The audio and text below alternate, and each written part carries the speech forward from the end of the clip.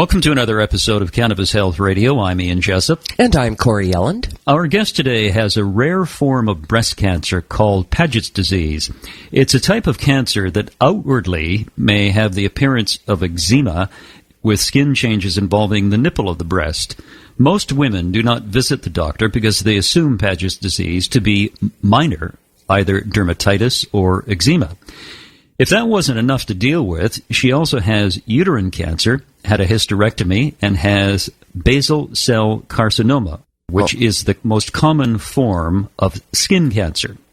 Joining us from Florida to tell her story is Jennifer Atkinson. Jennifer, thanks very much for doing this. No problem. Thank you for having me. Now, you've had to deal with a lot in terms of your health. Did I leave anything out?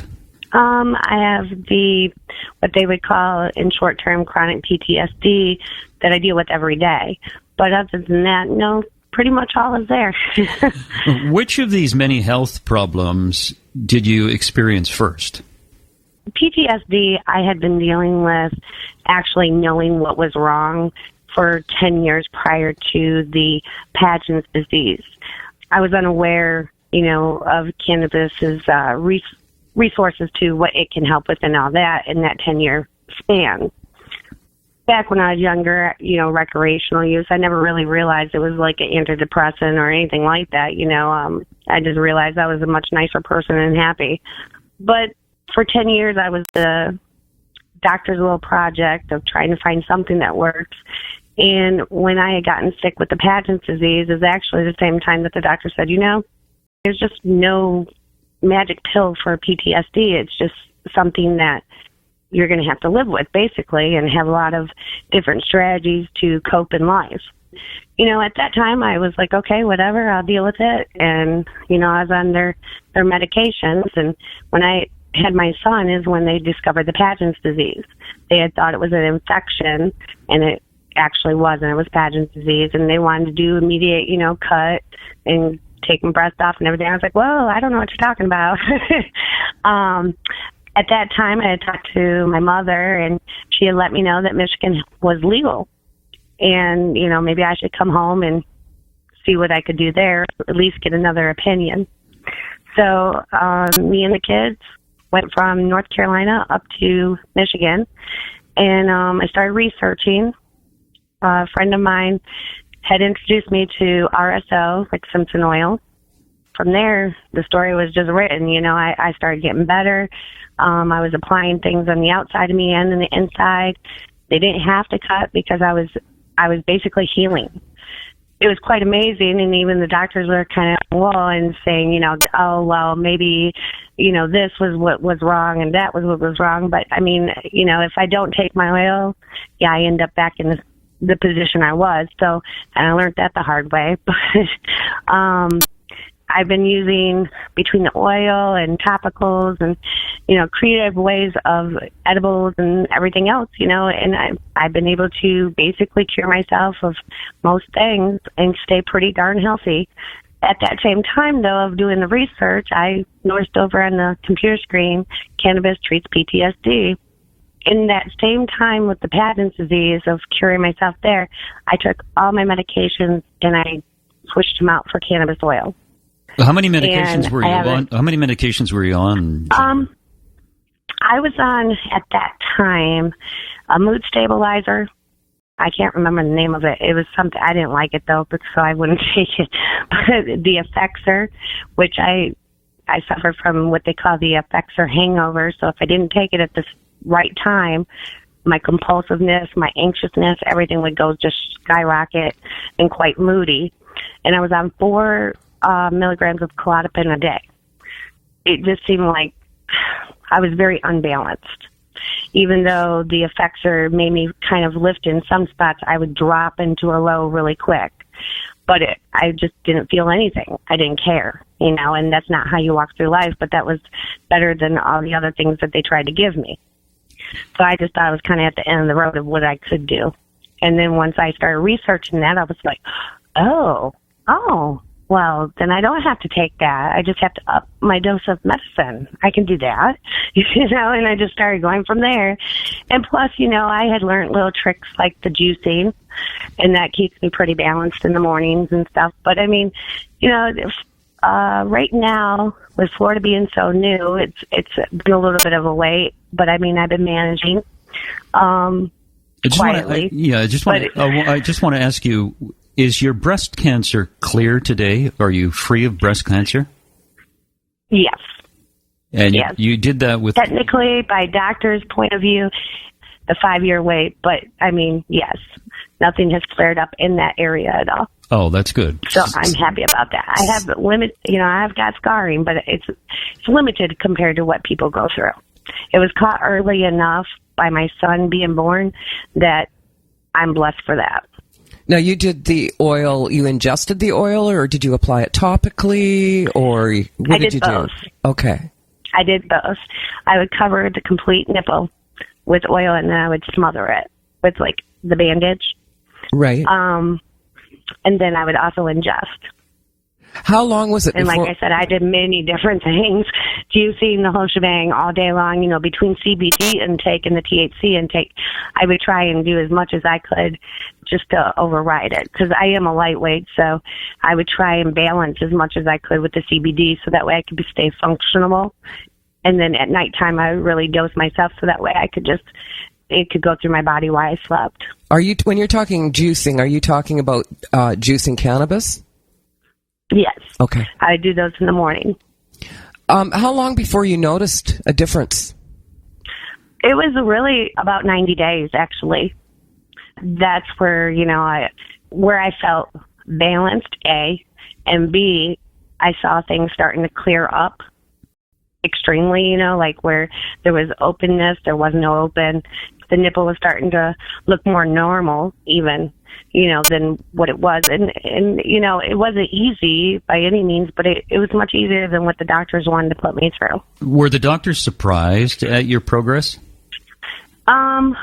The one was the oncologist himself, but really, where I lived, if you're for the plant, you weren't allowed to really be at the hospital. You couldn't work at that hospital, and it's a tourist town, so that hospital is everybody's breadwinner, And I didn't really know that when I was going into it, but yeah, the oncologist was the only one that was impressed. Other than that, the doctors kept on going, well, there's not much scientific proof. They didn't teach us this in the doctor's school, blah, blah, blah, blah, blah. It just excuse after excuse.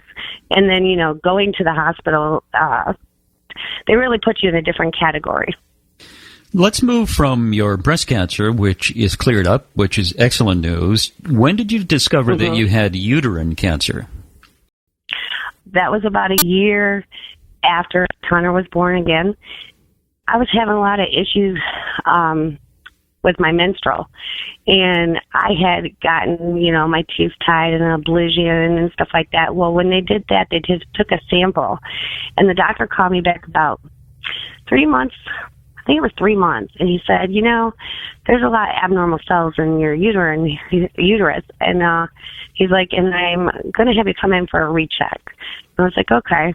So I went in there, and he scoped around and stuff, and they had found spots on one ovary and then a few spots inside the uterus itself, but he said, he was surprised it wasn't further than this because it just seemed like my uterus was enlarged and everything else, and it was all the telltale signs, but it wasn't, registering or whatever. He's like, so I'm going to just go ahead and take it on out. I said, well, I ain't using it anymore. That's fine.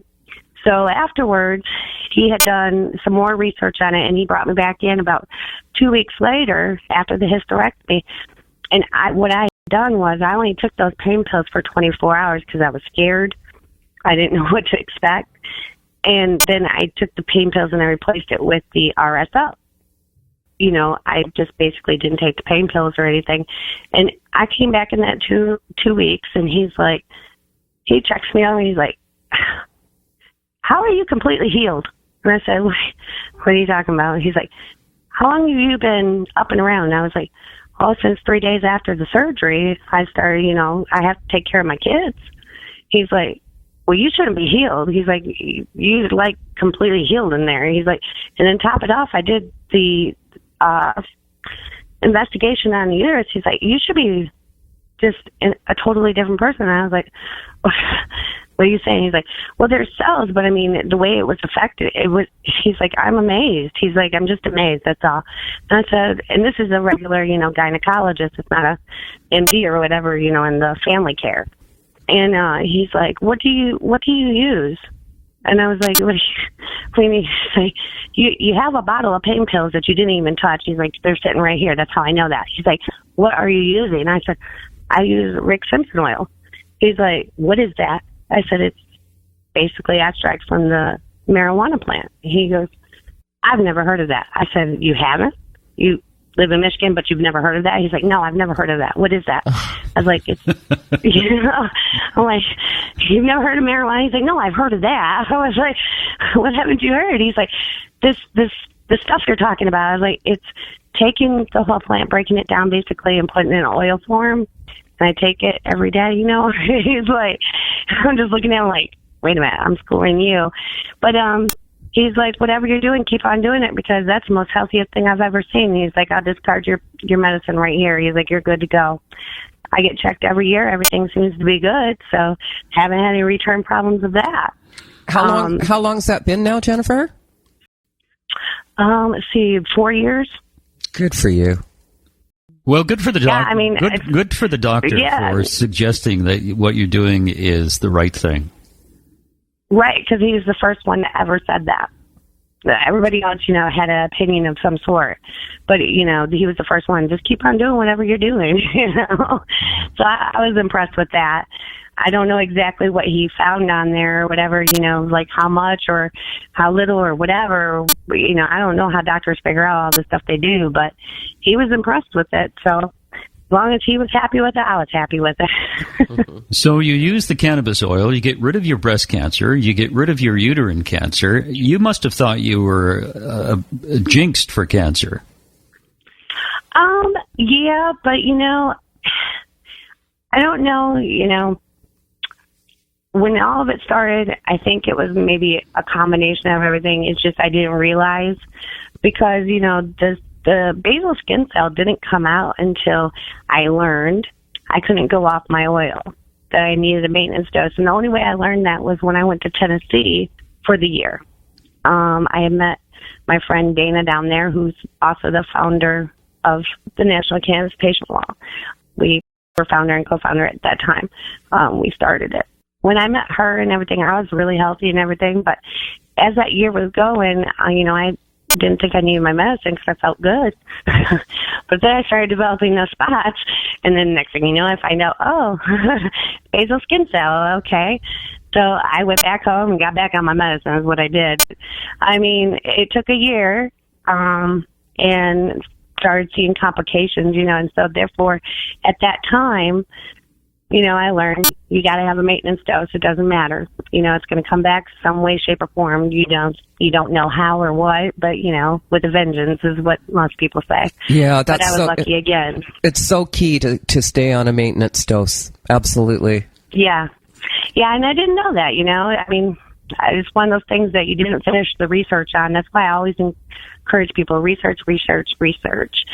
The law provides even the studies and stuff just for people to get more in touch with themselves, to know, okay, so people are doing it this way, but why is it working or how is it working? The extra knowledge. I always encourage people to stay on your maintenance dose, because if you don't, that can be a huge issue in the end. And like I said, I was kind of stupid at that time, but I'm glad that, I was caught again and I figured out ways to maintain it. And, so far, skin looks good. So, knock on some wood. If you don't use your maintenance dose, Corey will knock you on the head. Exactly. She does that with everyone. You need a maintenance dose. When you did it for your skin cancer, did you use it topically as well as internally? Yep, that's the holy oil that I had discovered through my friend in Michigan. I would circle little spots just to make sure that, I was observing whether they were getting bigger or smaller or whatever. And they were literally disappearing. the way I had tested was I let the doctor test one spot, and that ended up to be a huge scar. I wasn't happy about that, but at least I got results of, yes, this is what it is. Okay, now what? And I, started doing the research again and got in touch with a friend, Michael Toohey. He's the one that has the holy oil, and, he explained what to do, just from his advice. And then I went from there, and let me just say, I love that stuff. What's in that? It helps with pain. It is cinnamon, everything you see in the Bible, just, including cannabis. Including cannabis. Yes. Yeah. It's 0.03 sativa with CBD. Yeah, Ian's looking puzzled. I'm going to send him that meme that's out there that has a list of ingredients for. So this is the holy anointing oil out of the Bible. Bible, yeah. Where actually the main ingredient in that is cannabis. Oh, okay. For people who are, worried and have some religious leanings, cannabis was used way back when. Is that where Rick Simpson got his original recipe from? I don't know. I don't know. Jennifer, you mentioned the National Cannabis Patient Wall. Tell people what that's all about, please. When I was in Tennessee, I met my friend, actually. I want to say a lady, my friend, Dana, when we were doing registration at the Capitol there in Nashville. And we became quite close, and when legalization was not appearing anywhere, basically it was just dropping the ball. She had already had a Tennessee patient wall, trying to, get momentum for people to see and notice and stuff, that there's people all over the place, having a hard time with medications and everything else, So we were trying really hard. The bill basically failed, and they put in that CBD research bill at that time. So we wanted to make a bigger impact, and the way we thought of it was, why not all 50 states? Why not get all the names that we can and take it up to D.C. and put it on panels? Make them see, who is past, who is present, who needs, who's already got a story, just make it in their face. Needless to say, we didn't think it was going to get as big as it did. Me and Dana were probably at the overwhelmed stage in the first 6 months of it, because we were the only ones, admins and everything else. But we wanted to make sure there was a support group for people in need or already, so they could talk to each other, they could bounce ideas off of each other, tell their story, basically.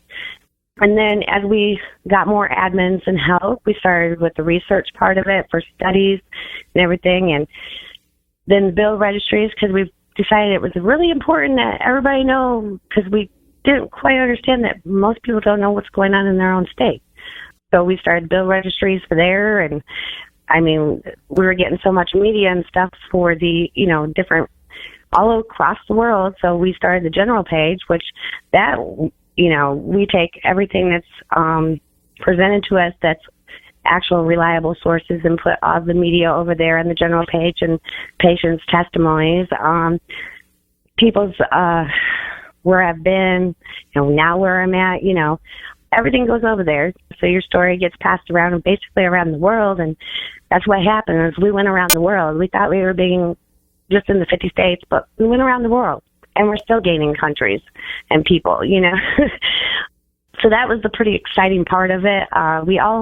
Everybody that works the wall are all patients. We all have different stories to why the wall is so important. For me, it was getting the word out for people to notice, to see, hey, this is what can help you when medications fail you, when doctors fail you, and their advice. Because God knows I've had that. And Dana, hers was personal too. Vicky's became personal. Everything became personal, and then next thing you know, you just got an overwhelming sense of the wall. I call it the massive wall because, the people that we deal with on a daily basis are so strong, whether they're a patient in need or an actual patient. I got to give these people credit. You got wives that lost husbands that are still fighting. It doesn't matter.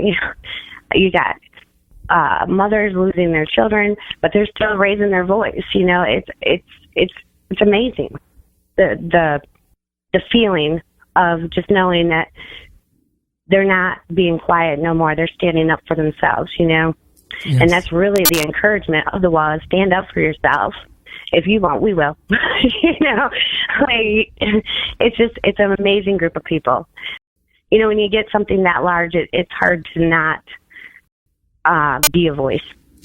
You know, it's just amazing. Jennifer, in your health struggle, I guess, over the years with your various forms of cancer, what has been the hardest for you to deal with? The negativity that surrounds it.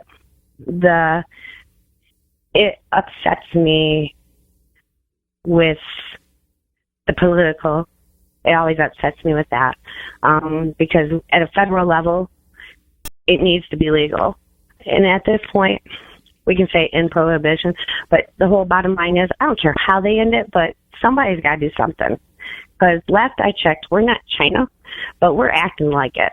You know, we have like this crowd control thing going on with all these diseases, and the doctors wanting to put pills down everybody's throat.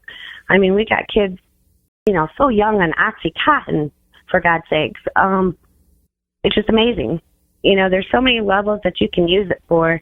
You have success in ADHD world where we don't have to put our children on synthetic drugs, you know. I mean, but doctors are just pushing it, and it's like, how can you say we have drug dealers when we have doctors that are the drug dealers, you know? And they really, truly, wholeheartedly believe that they're doing good when I don't understand how they are. You know, I was reading something yesterday that said the United States has 5% of the world's population, but it consumes 75% of the world's prescription drugs. Yeah. And that, to me, was absolutely astounding. Yeah, just going to pick my jaw up here. Wow. Yeah, it was unbelievable. That's huge, a huge statement. I just feel that... Well, sorry. No, go ahead.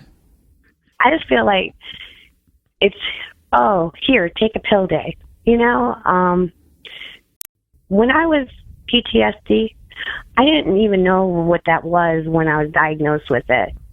And the doctors kept on trying to give me all these different meds, and all these different meds did was confuse me, agitate me, make me go in a whole other state of mind, meaning, you know, real manic, and then drop really low. And I thought it was me, you know. And I almost like secluded myself in that 10 years. And that's scary, you know, because that's what those pills did. And now, you know, I've been holding out on this Florida law thing, but now it's like, when I first got here, I went to a psychiatrist, and I explained to him, you know, look, I'm having issues, I'm kind of weeble-wobbling, and I don't want to be like that. And he just looked at me, and he was so unknowledgeable. He said there was no such thing as, you know, repeat trauma that causes PTSD. I'm like, what? He said that you had to be an Army vet. I'm like, no, you just have to have a really bad life, and that I did have. You know, I'm sitting there like, and we're paying these people? It's really scary. But I can guarantee if and this is just an assumption, but if there was more states legal, Medicare and Medicaid, the prices would go down. I mean, you wouldn't have to go to those doctors as much. You don't have to take those prescriptions as much, which is probably the main issue with pharmaceutical. Well, the pharmaceutical industry will fight that. One of the things, I'm not a big fan of psychiatry. I think psychiatry is quite literally a bullshit profession, and the reason I say that is because they have the diagnostic and statistical manual, which keeps every so often they keep coming up with these various diseases. And do you know how they determine these diseases to put in the diagnostic and statistical manual? They vote on them. That's not science. You don't vote on science. And it is absolutely crazy. Now, your PTSD, the origin of that is what? Just the trouble you've had over a number of years? Well, yeah, some life experience. Yeah, I mean, it started when I was young. Being mentally, physically, and sexually abused started it, and then from there, just kind of like a repeat cycle. So it's not just one thing with me; it's multiple. So, I do go into therapy, and I do try new strategies when I'm feeling unbalanced, and it's going to happen. I'm not saying your PTSD just disappears. That's not how that works. But the night terrors go away. For the most part, they go away. You're sleeping at night instead of, sleepwalking out your door, and things of that nature. So you don't need Ambien to go to sleep. You don't have to drive somewhere in your sleep. There's ways. You just go to sleep. When I initially was diagnosed, I had so many different types of SSRIs, the middle circle there, like Amplify, that eventually got me put on the effector, but even the antipsychotics, and they just didn't know where to go with me. And then, like I said, after 10 years, he's like, there's no magic pill to take and help you, that I just can give you what so far you've been okay on. And even he said it wasn't right not to feel, you know what I mean? But it was, at that time, the only knowledge that I had. So it's got to be hard for vets. I actually know one right now that barely sleeps. I mean, the man has done everything. He might sleep an hour in the slightest noise. He's up. He's not, aggressive or anything, but he just doesn't sleep. Is he on cannabis? And, well, he does smoke, but because, he's yet to see a doctor here and things of that nature, he's still got to do his process, and then maybe he'll get some oil, and then he'll understand what I'm talking about, shutting the brain off at night. But yeah, he does smoke, and he tries his really hardest to get as much sleep as he can. But I've watched him. He'll pass out, and he'll wake right back up. He might sleep an hour one night and not sleep for 3 days, and he's not on anything. You know what I mean? Wow. He just can't sleep. He's talked about what he's seen over there, and, but he was a Marine. As we all know, they don't ask questions, they just do. Yeah, so right. It's got to be a hard situation, and not being able to sleep affects your moods, affects, who you are. I feel sorry for people like that, and I try to express, this is what we could do, blah, blah, blah, blah, but you have to be legal. So it's best to, wait for the laws to pan themselves out, for doctors to start saying, hey, I'll help you, and raise their hand, because that's exactly what they got to do. Jennifer, with your breast cancer, your uterine cancer, your skin cancer, how would you currently describe your state of health? I'm good, actually, considering, I've been waiting for a lot of change here in Florida and everything and get it all situated. I'm actually pretty good. I've been good for a while, Tennessee taught me a lot. I've been paying attention to all my health. I go to the doctor just for a checkup. I don't have any medications. So, I'm doing good. I still look good for 40, so I cannot deny it. Are you cancer-free today? Yes. You still have to be 5 years, but yes, there's not anything activated on me at all. So that's great. Oh, that's fantastic. So they say you have to be 5 years, but if you're cancer-free and you keep your maintenance dose of cannabis oil, then you're good to go. Exactly. I feel, at least, until they tell me elsewise. But yes, I feel pretty good about myself. Jennifer, that's good to hear. It was great to talk to you. You've got a very inspiring story that you've conquered breast cancer, uterine cancer, and skin cancer, and that's fantastic. Anything you want to say in conclusion? Don't be afraid to use your voices. Sitting quiet's never changed a law, never changed somebody's mind. You can be loud and proud and just sit there and say, hey, I'm not going to back down. I'm never giving up. This is what I want. It should be my choice. Plain and simple. And I don't think anybody can deny that. Yeah, well said. Good to talk to you. Thank you very much. Thank you for having me. You guys have a wonderful day. Thank you so much, Jennifer. Really appreciate this. No problem. Thank you. And there you have it, another edition of Cannabis Health Radio. Thanks for listening, everyone. You've been listening to the Cannabis Health Radio podcast. Visit our website, cannabishealthradio.com, and follow us on Facebook and Twitter.